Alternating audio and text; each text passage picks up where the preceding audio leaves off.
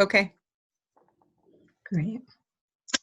Thank you all for joining us at this first prevention talk, A Culture of Prevention. What does that mean and how would it affect research and practice? I'm Susan David from Applied Prevention Science International, and I'll be serving as moderator today. We at APSI have developed this webinar series to air some of the important topics of the day. And those topics relate to prevention research and practice. We'll be hearing from prevention voices from here in the US and around the world on topics that touch on the challenges of prevention for both researchers and practitioners. Today's topic emerges from just such a challenge.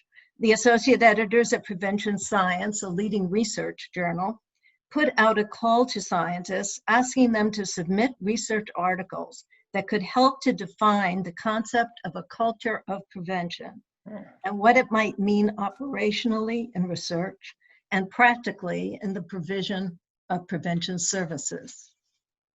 Next slide, please. Our panel will be kicked off today by Dr. Zili Sloboda, president of APSI, who will give us a picture of the definitions of a culture of prevention, how some of the studies reviewed understood this concept, and what the real impact might be on prevention services. Next, we will hear from our guest speakers, Claudia Zundel, Director of Community and Early Intervention at the Colorado Office of Behavioral Health.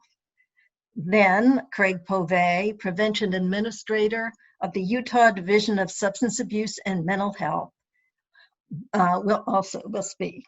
Both will present their perspectives on this intriguing idea. We invite your... It's a totally different result than what you're expecting, or they don't do what you ask of them because they understood. Or Somebody, sounds like somebody needs to mute. Yeah, somebody hasn't muted. We invite your comments and questions.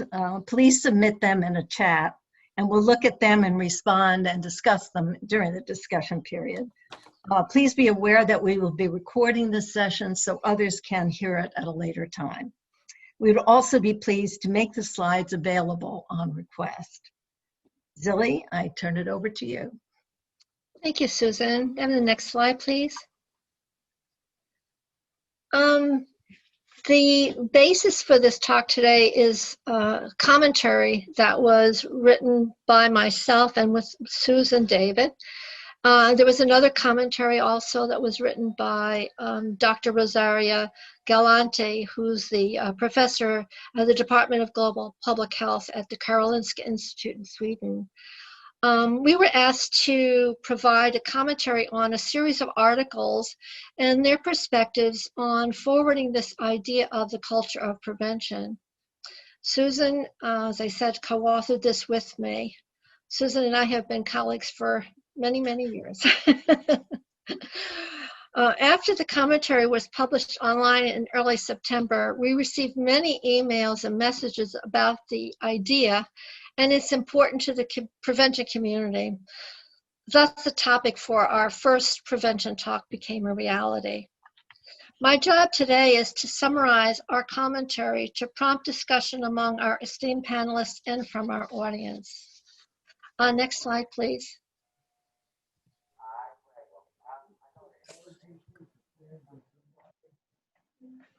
So on the next two slides, and I'm going to go through them quickly, you'll see the list of the articles that responded to the request for papers and that were accepted for publication. And they form the basis for the commentaries. If you get a chance to look at them, you will note not only that they're diverse in terms of their topics, but also there's the international nature of them. They have been submitted from several different countries. Shelley, could you show the next slide, which shows the other papers and their topics? Let me give you a couple of seconds to look at those.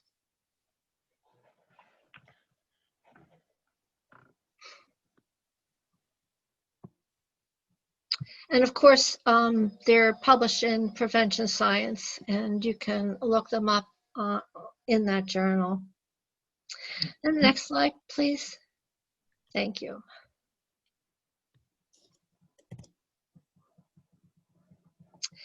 So in their call to the scientists, the associate directors, the associate editors for the journal defined a culture of prevention as general orientation or readiness of a group of people to address problems by using a preventive rather than a reactive approach. Next slide. So on this slide and the next are some ideas and concepts that were drawn from the articles. They applied the concept within different contexts.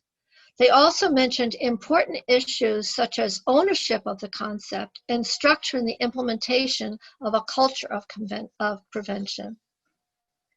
Next slide.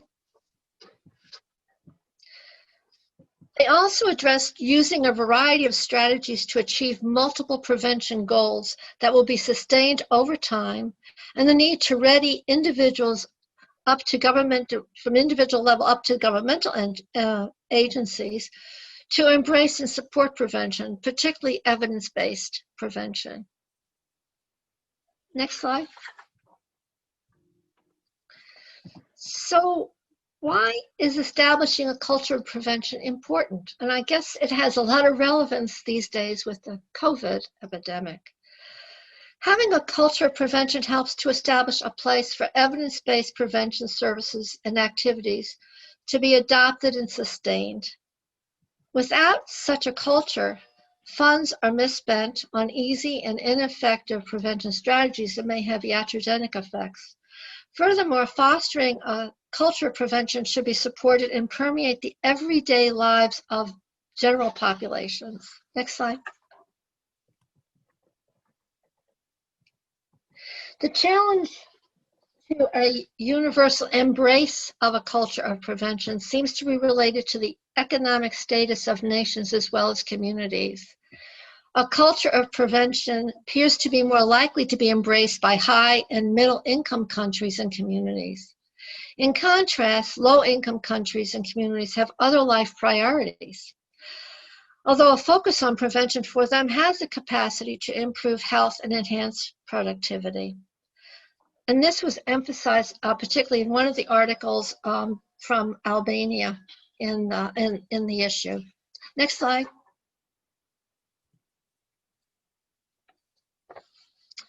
There are a number of people in the field who feel that, who did a review of literature and were looking for a definition of culture prevention. And they concluded that there is no generally accepted definition of this concept, and as a concept has not been operationalized, that it's not a scientific concept, but is more an umbrella concept for improvement measures. And that's, to me, that's a typical scientist perspective. Yeah.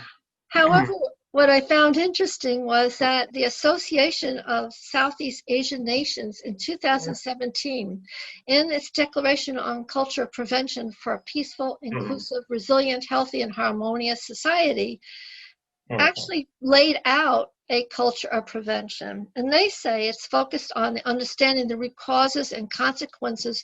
Their focus was on violence, on violent extremism and other deviant behaviors.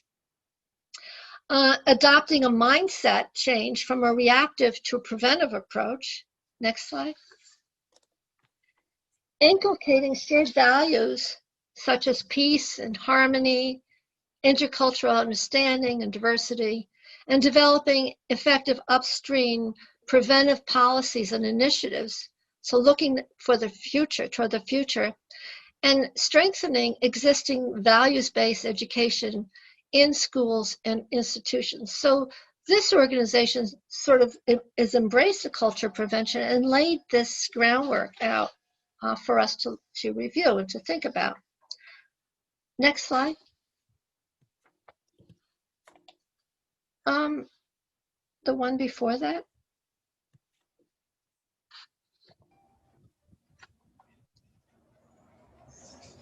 Thank you. So let's explore the foundation of the concept.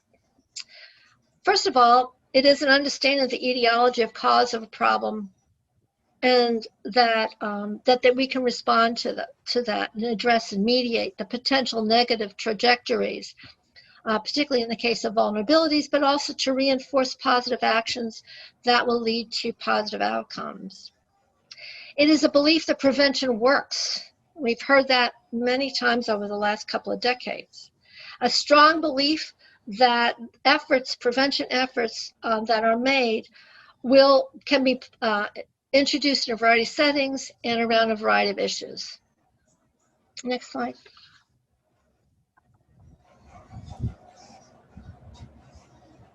So when I was thinking about this issue, I was thinking about our theories, about theories of human behavior. And it made me realize when I looked at the components of these theories that maybe this is at least a beginning to help us begin thinking about the culture of prevention. So what I thought of is taking the health belief model, many of you will recognize that model, and the theory of planned behavior and integrate them to begin thinking about the culture of prevention. So it's a complex model, but I think it holds some interesting and provocative items in it and components. Kind of next slide, please. So I'm suggesting here that the culture of prevention is represented by the core of this, in this figure, the behavioral beliefs and attitudes that are held about health behavior, the perceived normative beliefs and subjective norms regarding the health behavior, and not having the competencies and skills to perform the health behavior, but also the confidence that one can perform it. So we have a belief in the advantages of performing of the behavior. And these components are shaped by our micro and macro level environments. And that would be our families, our peer relationships, schools, faith-based organizations, as well as at the higher level, community and governmental agencies. Next slide. So creating a system or infrastructure to implement and sustain prevention interventions is complex and requires partnerships at all levels. And to reinforce this whole culture of prevention needs some kind of a infrastructure to support it. Now this slide that I'm presenting here is a suggestion, and this has been provided by actually Giovanna Campello from the United Nations Office on Drugs and Crimes, and she includes this in the International Standards on Drug Use Prevention. And it presents a national comprehensive system to support prevention that includes an array of services and resources. Indeed, a system such as that outlined has the potential to promote a culture of prevention. But what we need is a top-down as well as a bottom-up communication system to really have it fully effective. So that sort of lays out what the content of the commentary was. Susan, do you want to moderate the comments?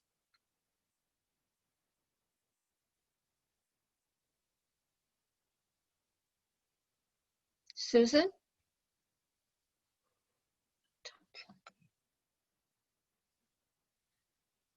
I lost. Apologies, sorry, I muted myself. Well, don't we want Craig and Claudia to weigh in now with their comments? So, sure. Oh, yeah. Yes. Okay. Claudia. Hi. Hello, everyone. My name is Claudia Zundel, and I work in the state of Colorado as the Director of Community Prevention. And I just want to say, when we first heard about this concept of culture of prevention, I think people were very excited, and it makes a lot of sense. However, when I think about culture, I think about shared values and beliefs.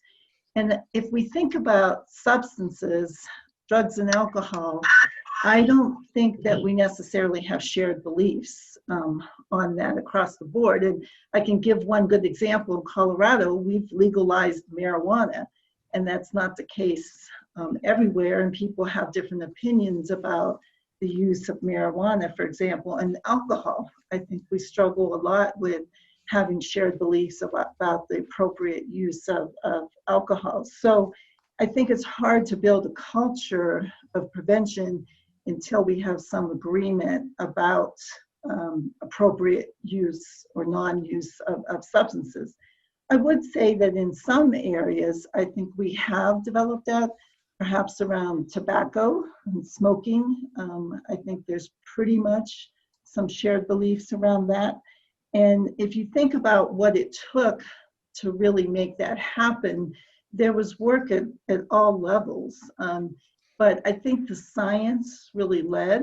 The science came out with some information about how smoking caused cancer, and we saw many people dying.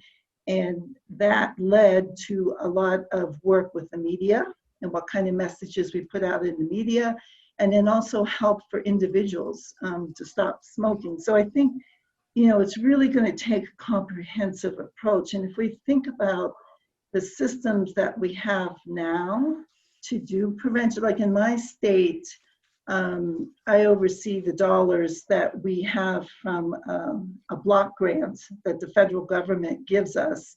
It's a drop of money compared to what we spend on the back end. And so if we're really going to have a culture of prevention, I think we have to put some money together from different sources. Many of the things we're trying to prevent, whether it's substance misuse and abuse, violence, obesity, many of the different health problems, really there's a shared set of risk and protective factors. And I think if we can find some ways to put that money together, we might have a better opportunity to really influence all of the institutions that play a part in transmitting our cultures. So if it really was to be a culture of prevention, we would need our schools to be doing something consistent. We would need parents to be providing that same message. We would need our religious institutions. And media plays such a big part in our society here in the United States. We would really need the media to be sending those consistent messages as well. So those are just some initial thoughts. And I just would also mention, Zili had talked about COVID. And I looked this up because I was curious. I think COVID has given us an opportunity to think more about the role of prevention, because we knew right away that if we didn't get a hold of this crisis, our hospitals and our treatment system would be totally overwhelmed. But if you look at the numbers, approximately 1 million people have died worldwide of COVID. I looked up on the WHO website, the World Health Organization, 3 million people a year die because of alcohol-related issues. So, but yet we're not focused in the same way on those issues. So I just think that's something to think about. So I'll go ahead and stop there and give Craig a chance. Right, I was enjoying that, Claudia. You could have just kept talking. I was on a roll. You know, there's so much of what you brought up that had come to my mind, and lessons learned, particularly in tobacco and some of the things that happened there. I've been in the field in one way or another, well, specific to the prevention field for 17, 18 years. In my career, 30 years and 14 days. I happen to know that because 30 years is pretty significant in the state system. But I just have been, after reading especially this paper on this culture of prevention and reflecting on, you know, my career and kind of gauging, you know, have I done any good in the time that I've been engaged in this, and what have I learned? And all of a sudden this culture, it's like, you know what, this is what I've been trying to say to people that I work with and the folks that I'm trying to get tuned into prevention for a long time. And that is that prevention is a very complex, highly organized, should be highly organized system that is by far harder than any other system that I'm aware of to implement, yet it's full of irony. It's also a system, so I spent 12 years in clinical services, and I had to jump through all kinds of hoops with education, certification, licensure before they would ever turn me loose on a person or a family to do treatment. Yet in the prevention world, you know, state by state, community by community, and my frustration is with our federal government at this point, that they don't require any kind of a level of credential to do this very valuable work. That's just one of the ironies that I've seen. Or I've come to realize others as well, that people tend to believe in prevention just intuitively. I've noticed that anytime that I kind of corner somebody and ask them, well, do you believe, you know, Ben Franklin or whoever, that an ounce of prevention is worth a pound of cure? Oh yeah, we totally believe all this, you know. But then to actually implement something to work is a different discussion, and often one that's kind of pushed off to the back burners of things. I also have found it very interesting, and some of the mistakes that I've realized that I've made, and one of them has been brought up today already. In fact, with the slide that you see on here, what does a prevention system look like? And I'm to the point now, after kind of rehearsing this idea at a PTTC had pulled together a meeting back in January, and a group of us were brainstorming around a table. And I've been kicking this around ever since that day, and I think that it's the way to go. We need a prevention czar. We gotta quit trying to fit prevention into the existing systems. And believe me, I'm guilty as charged on that. I grew up in the treatment system, and all of a sudden I got a prevention opportunity and kind of went down that path. And it was always justifying prevention being with treatment because it's part of the continuum. And then as Claudia pointed out, these shared risk and protective factors, well, it's not just SUD, there's all kinds of things I learned through the SPR conferences, by the way, of all these different things that we can be addressing at the same time with these shared risk and protective factors. But the point is that what system do we want to land prevention in? Is it the public health system? And I used to say that, but guess what? There's a behavioral thing to this that's a little different than what public health has always espoused. And so I'm like, you know what? We need a prevention system. We got to quit relying on the treatment folks in the SUD world, by the way. So ONDCP and their attention with treatment, they've done some really good things with prevention, but it doesn't get the time. I've been spending a lot of my time with, you know, and I'm not throwing rocks in a negative way, but I'm just pointing it out. The National Association of State Alcohol and Drug Abuse Directors in you know, the United States, that's who we've been relying on to carry the water at the federal level. But guess how much time is devoted to prevention versus treatment? You know, then I look at SAMHSA and the you know, Substance Abuse Mental Health Services Administration, and I've watched them continue to reduce the amount of staff involved with their Center of Substance Abuse Prevention, growing their Center of Substance Abuse Treatment. And it just, all of a sudden I'm realizing we're trying to fit a round peg in a square hole in a lot of these cases. And it's not just those. I mean, you look at all the other entities that are funding prevention, and it's all over the place. And I think until we're able to drill down to where there's one entity that can really grasp this and get their arms wrapped around it. And I'm saying that it could happen at the federal level. I'm saying that it should happen at the state, and I've not been successful in my own state of getting that yet. But I'm looking at examples like Pennsylvania and their epicenter as a start to have a prevention center that's not just unique to one certain area. So I think that until we get that kind of a structure, to get everybody on board to do something that they don't think that they need to do and is just a hindrance to what they want to do, is going to be next to impossible to develop that culture.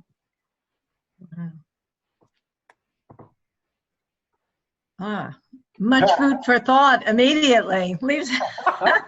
What does Zili put back? We have that slide up there. How does that come to play?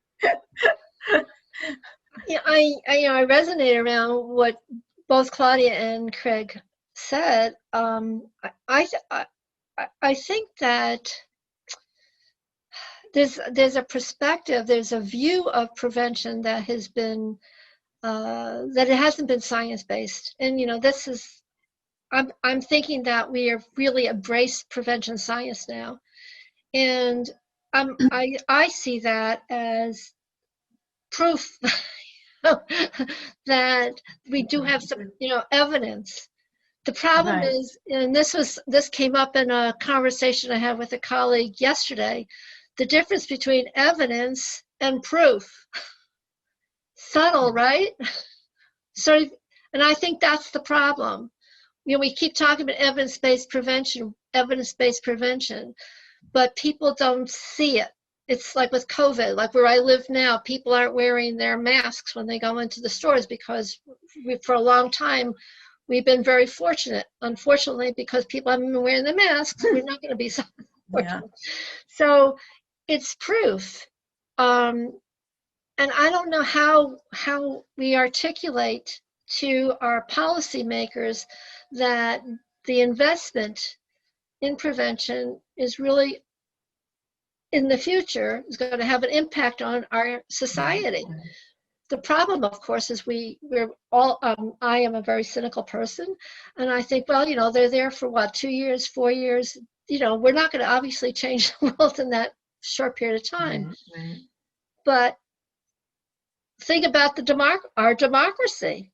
1700s, we had 3 pieces of paper that formed this country of ours. The forefathers, invested in that. They didn't live to see it all happening. We need to start some point, but I don't know how we move it. I think workforce development, having a workforce that has to have the same training may make a difference. We have to get that out there. As a group I'm working with, also that is, I think Claudia was mentioning, how do you integrate these things into everyday lives? And we're sort of working on that concept. But that's hard to do. Hey, Zili, I keep looking at your slide here, and it's like, there's just so much to it. But the really good news is that there is a really strong body of research that we can start with, and I think any successful long-term sustained prevention efforts is always started with that research. But to your point, and that's where I've really struggled, is that how do you market this? How do you get people to pay attention to research? And how do you portray it in such a way that it makes sense so that I can explain it to my neighbor when I'm walking my dog? Mm-hmm. To me, that's as big of a challenge as kind of navigating the system that it takes to impact, micro, meso, and macro, or micro, meso, and macro levels that we need to address. Mm-hmm. Absolutely. Well, we do have Claudia, I think Claudia wanted to say something. Go ahead, Claudia. So I sort of wonder too if this is a both and kind of issue, because I agree that there needs to be like sort of a prevention field that pulls together all the different types of prevention. And yet I also think that maybe prevention needs to be integrated in all of the different systems. So maybe it's a both and, not an either or. Can I share something? This is Shannon Rapp. Sure.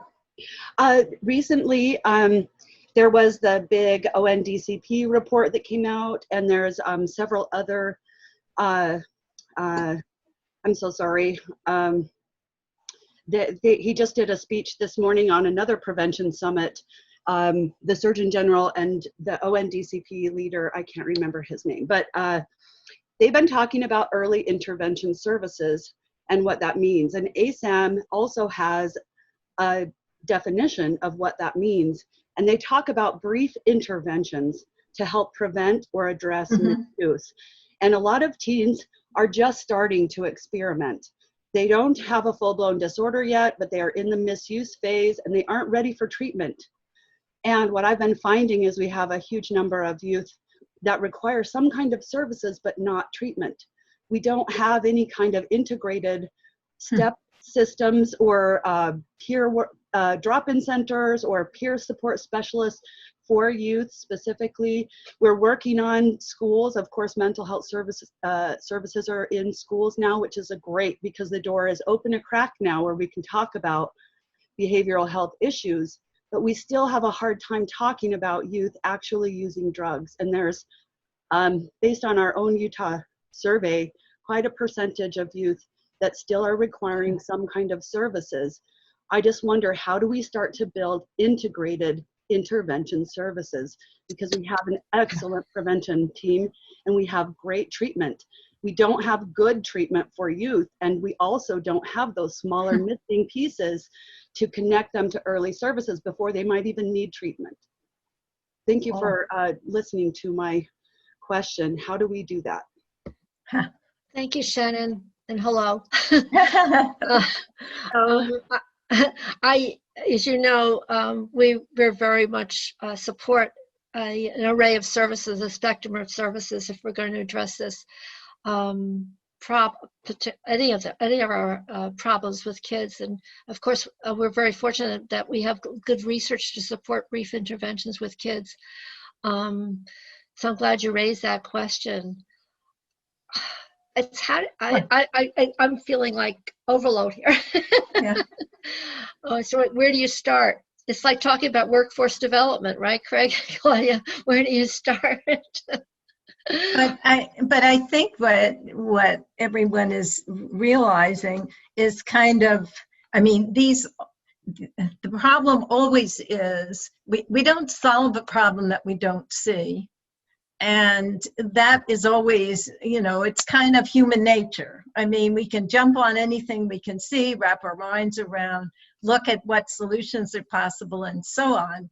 But when we can't see it, and there's a distance, as Zili pointed out, how long are you going to wait to see the outcomes? I think in most, I mean, if we were going to look at a big problem, we could look at the opiate problem. Well, the opiate problem is primarily people who are adults. And they're so far, it seems, from what we might look at, where we would intervene with kids and trying. And so when that's the nature of the problem that people see, and they say, well, what does that have to do with kids? How do we, school-based interventions and so on, we can't connect it to the problem that's seen. I think that's one of the difficulties. But I wanted to take a different look. Claudia, you brought up the issue of tobacco. Tobacco is it took 50 or 60 years, let's not, forget about that, but it is the package of combinations of things, including all kind, policies, science. Of course, science started it, but science wasn't necessarily enough, and you needed the policies, you needed the treatment.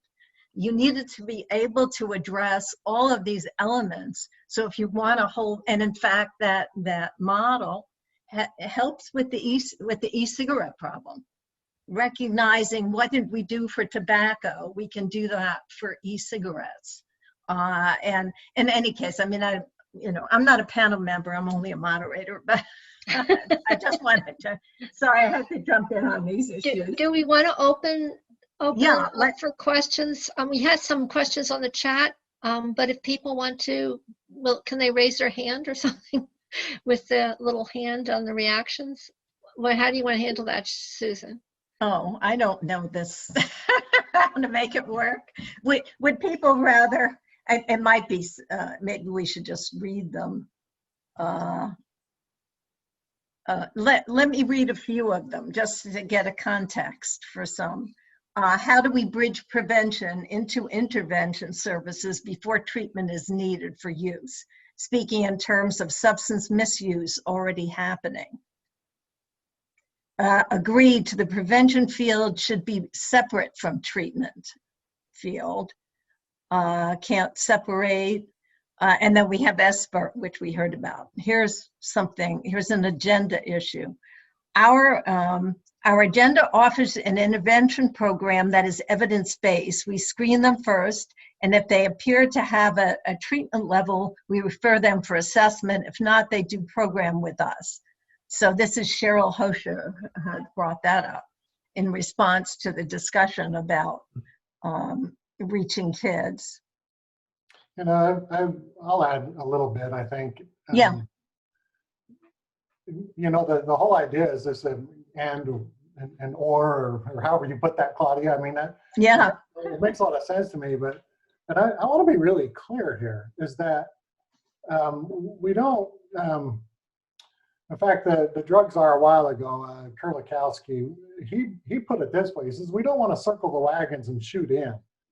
And I want to make sure that I'm not coming across as that I want to take away from the treatment system or early intervention or anything like that. That's not the case. We need to grow it.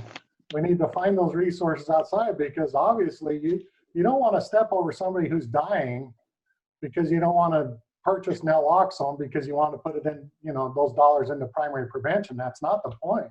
They need to have naloxone to bring them alive. We don't want to step over somebody that needs treatment. That's not the point. But what I really wish that we could figure out is how we can get people to think of, it's way upstream. You know, it's those, we want to address risk factors. We don't want to wait till somebody experiments. We don't want to wait till somebody uses. We're going to impact our neighborhoods, our families, our society way up front. And now, and the cool thing is that if we can get people on board and change that culture of prevention so that people are on board and will sustain that and invest in it no matter who's, you know, kind of leading the charge, we're going to have multiple positive outcomes that we don't have to go around address piecemeal. And it's not about preventing opioids. It's not about preventing alcohol. It's not about preventing suicide or depression.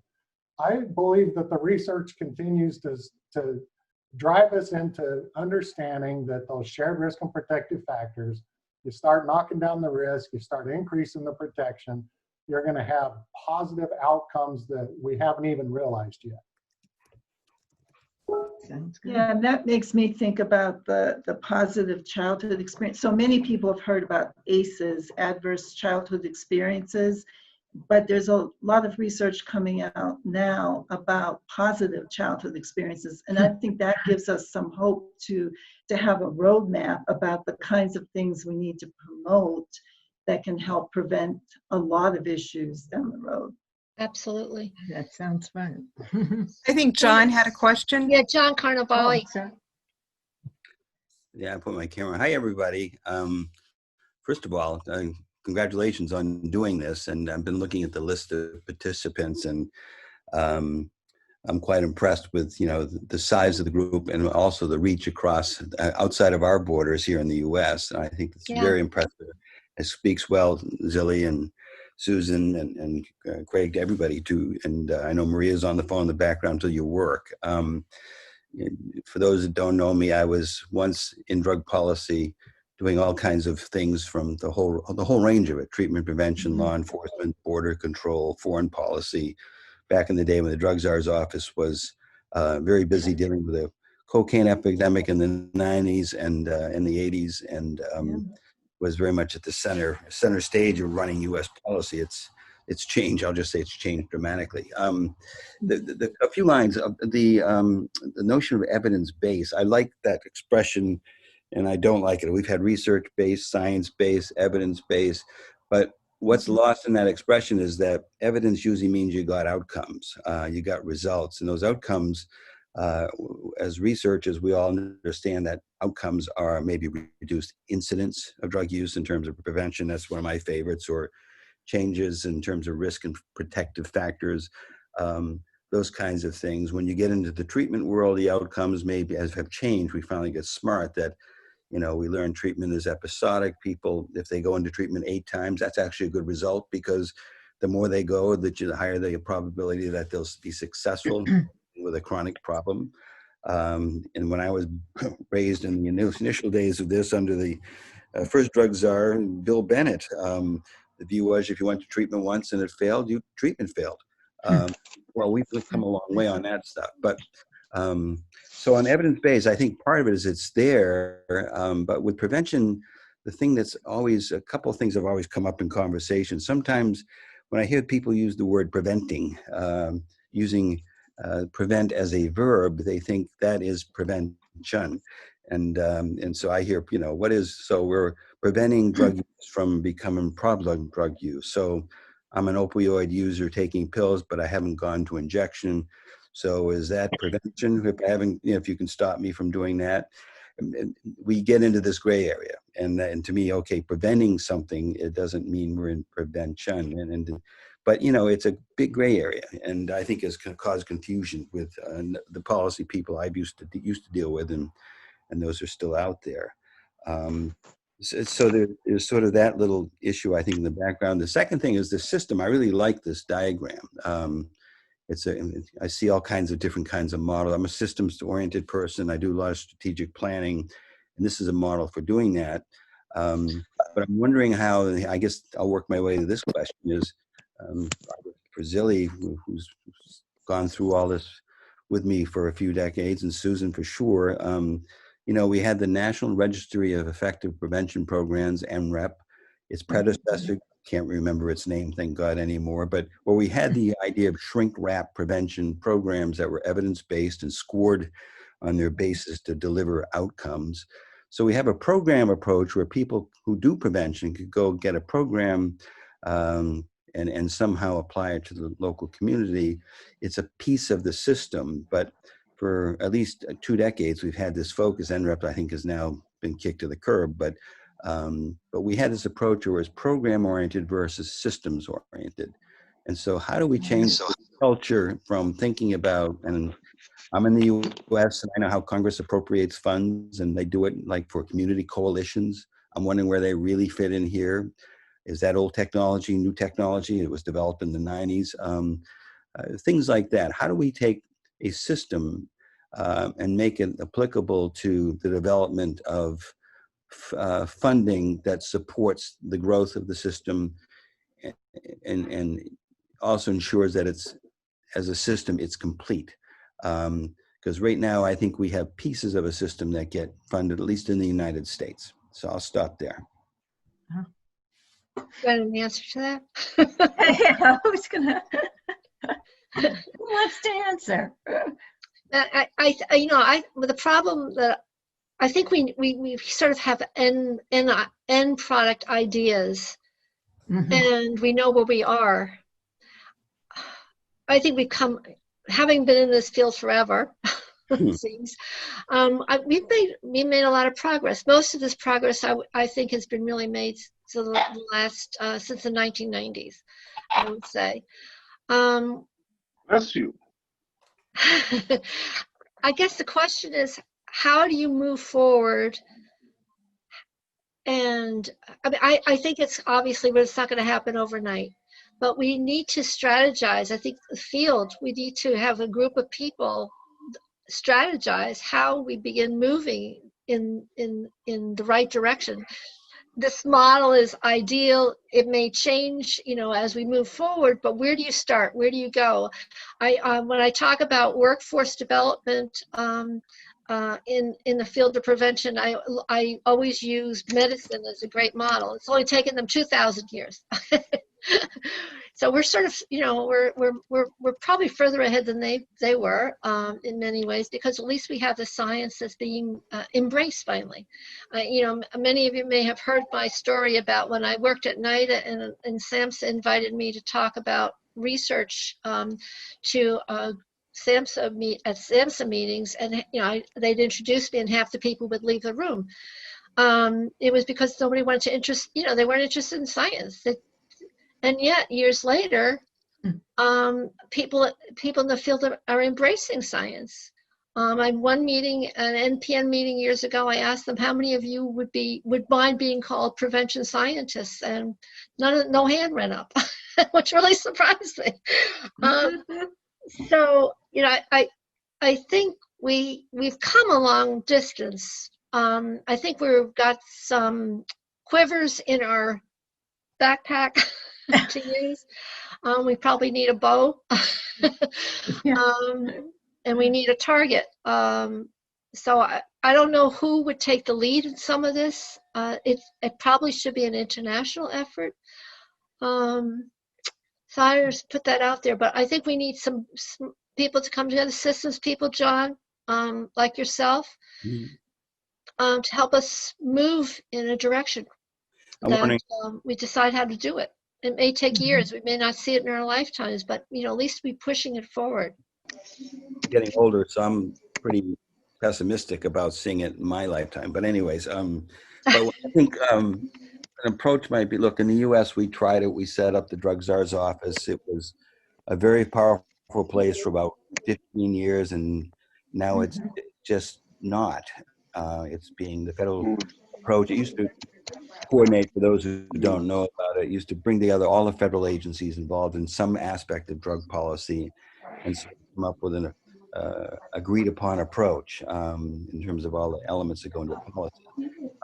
And that's disappeared, I think, pretty much, or it's disappearing for reasons that are, some are, I think, quite valid, and others are, I always wondered just what happened, but I won't get into that today, that's for sure. But I can see, like at a CND or something, which I haven't been to one of those in years because I just don't do that anymore. But where this gets discussed as a concept and promoted, where there's, we don't want to have an international convention on this, but the idea that there's somehow some language about countries trying to adopt a national prevention system and what that means, that has to be worked out. Does it mean that within each government there's a ministry, I'll be general here, a ministry of prevention or substance abuse prevention, is, or is it part of a larger entity like what we in other countries, a lot of countries have their own versions of a coordinated body to deal with drug policy, like the Office of National Drug Control Policy. I've been doing work in this hemisphere with countries that do that, and they do it. Some of these countries do it very well. So that would be the question, because the issue is now implementation. If this is the prevention system, well, how do we build it, and how do we get countries to commit to it? Mm-hmm. And what are then the standards each year when they meet to say which countries are doing well in bringing together something called this national prevention system for their country, driven by an oversight body, which would be a UN-led group. I can see that as an approach. But it won't be US-led. Each country has to do it on its own, I would think. And we may steal from each other's ideas. That's a good thing. That's evidence-based eventually. But that's the only way I can see this as sort of really working. And Zili and your group has done a really fabulous job working with the UN. And, those doors, I think, are open for you to you, so you can go start talking about this. So that's I'll stop talking at this point, but I just wanted to at least say that this is, I think, I really like this model a lot. I'm just going to keep studying this chart, and I think it makes great sense. And the worry about evidence-based, I think as long as we remind them evidence means we actually get results, and describing those results, reduced incidence, first-time use of drug use is really the big game. Then we can debate whether on a continuum towards treatment, if prevention has a role in mitigating problem drug use. That's a debatable topic, and I'm one of those undecided people on that one. So I'll stop talking. But anyways, I think this was fantastic, and I appreciate it. I do have to sneak off for a call at 3, but I just wanted to talk about this because, again, it's great work. Thanks, John. And I also want to reiterate that this model is not mine. It's developed by Giovanna Campella at UNODC. So you know her, so you can touch base I with her. do. She'd be very excited about talking to you about it. Craig, Oh. I'm sorry. Oh, well, sorry to butt in, but before John goes, dang it. Whoops. There he is. Okay, I'll stay a minute. Well, I gotta ask, at the risk of looking silly, I've been reading your stuff now my whole career, and I So think that's a very, very important piece of prevention, you know, and you know, I don't want to dive into that, but here's my question. How do you pronounce your last name? It depends where I am. No, I'm joking. It's Carnivale. Carnivale, okay. It's Carnivale in Italy, but I'm half Irish, so I can get away with it. You're right. No, I've always wondered that, but more importantly, no, I have to say from the bottom of my heart, thank you for the work that you've done. It's good to see your face. I seriously have seen your name in emails and listservs and all kinds of things for many years, and it's been very helpful. I'm like a bad penny. I just keep showing up, right? We love you, John. Anyways, and Zili and I, when she talked about those conferences way back in time where she would go and present then the household survey, of course, I want to tell you, she and I would be sitting there and they felt very uncomfortable listening to a scientist. It was really quite entertaining, and I'll just leave it at that. So, but again, thank you for letting me jump in, and I hope to take part in the next call with more time. Thank you, John. Thank you much. Thanks, We John. have, Zili, we have a couple more Yes. notes here. Funding approaches have helped to perpetuate a siloed approach to prevention that is program-based. This is easier to deliver than it is to develop collaborative efforts that can achieve collective impact on multiple levels in an ecological model. Yeah. Craig? Anybody want? Claudia, do you want to react to that? Sort of basically what you've both been saying, I think.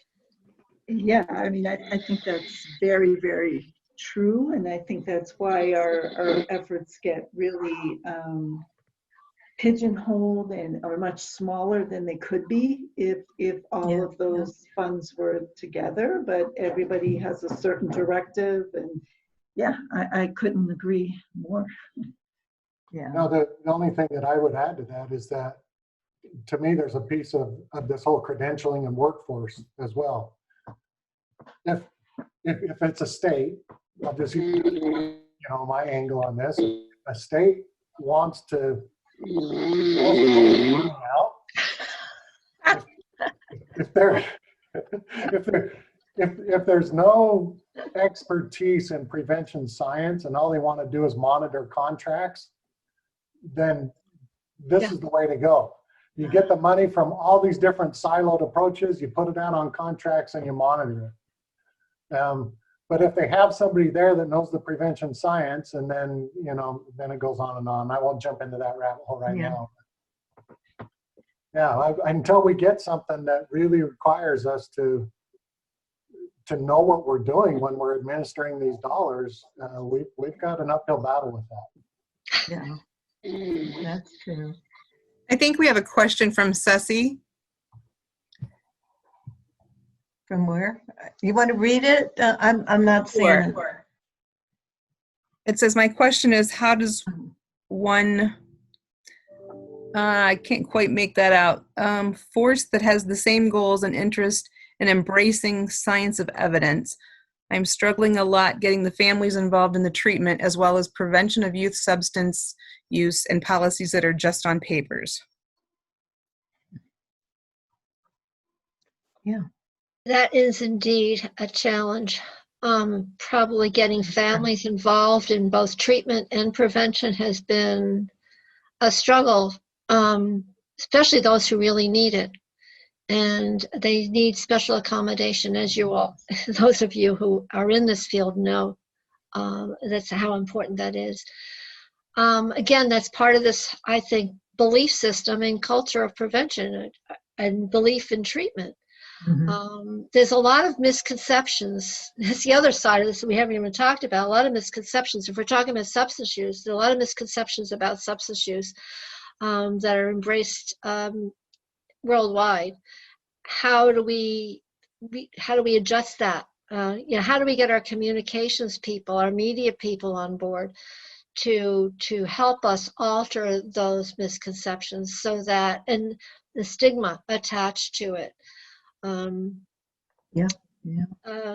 It's another piece of this picture. Yeah. This crazy jigsaw puzzle, I guess, more than a picture. Can I come in? I unmuted myself. Can I come in for just a second? Sure. Okay, so this is me, Dr. Hamunyela from Namibia, the psychiatrist.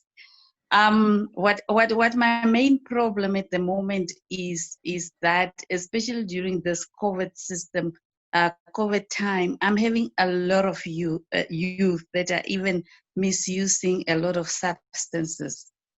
And my problem is, when I want to have the families to come in to assist the youth, then they are totally in denial that, for one, their child has a problem. They would rather prescribe to me where to send the child, which is not even a rehab, just a place that they prefer the child to go and chill, and not address the reasons of, or the causes of why the child is using, or the role that they're playing.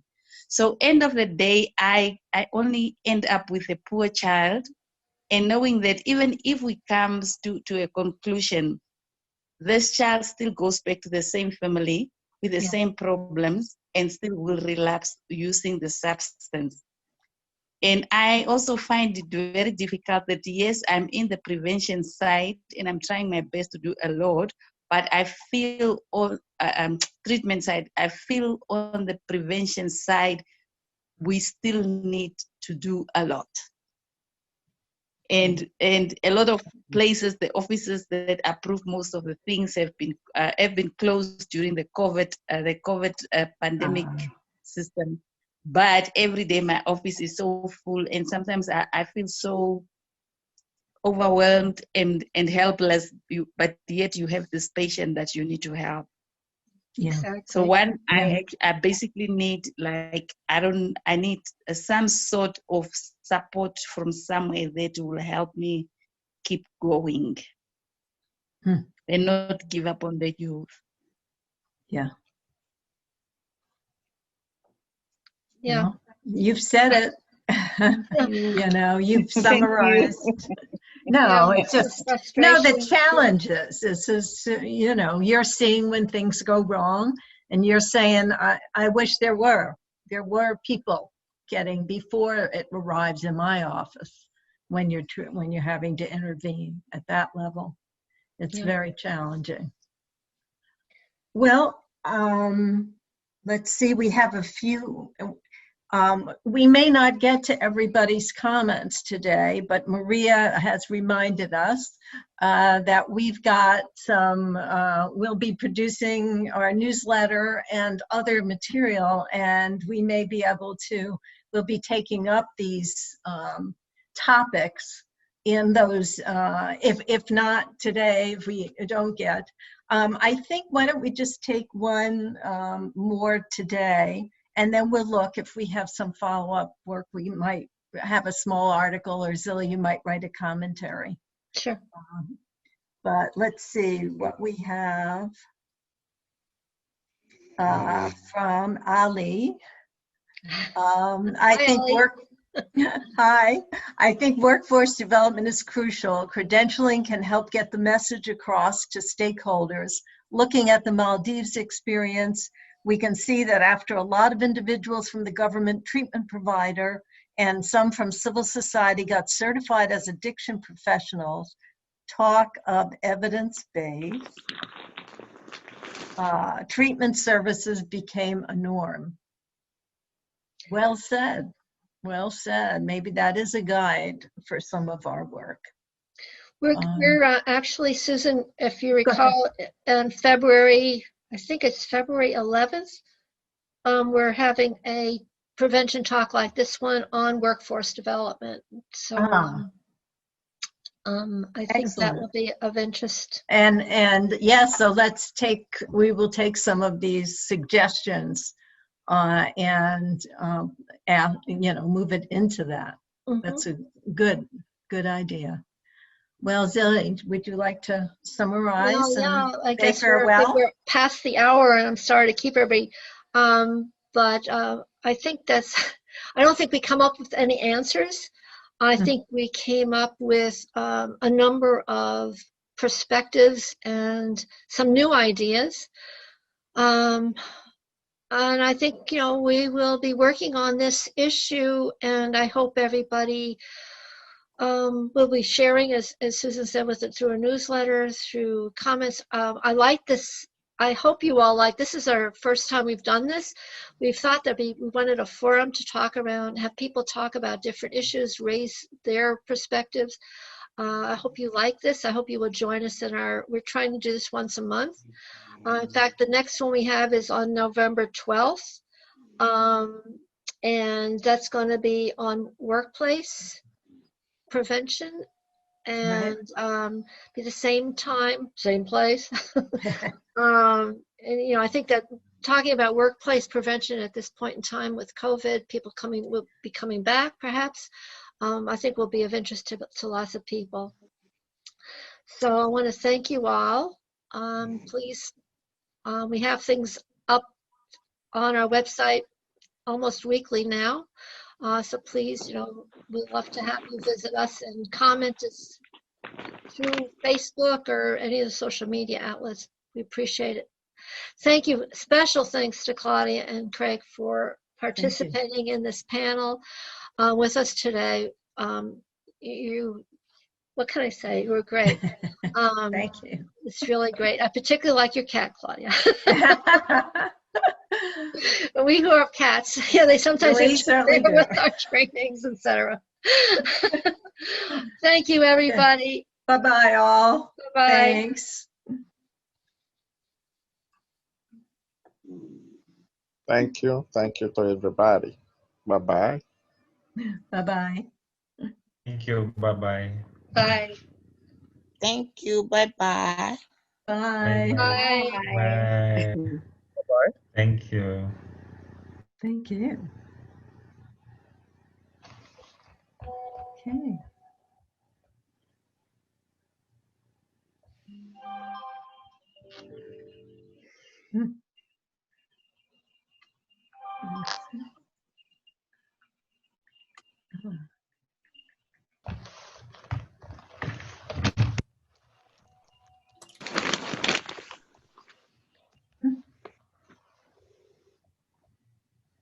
You're welcome.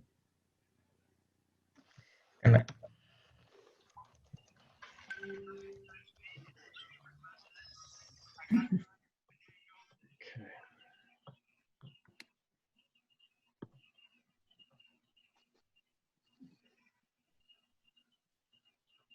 Simmons, Richard. We're still recording? Yeah, still recording, and We Shady don't. can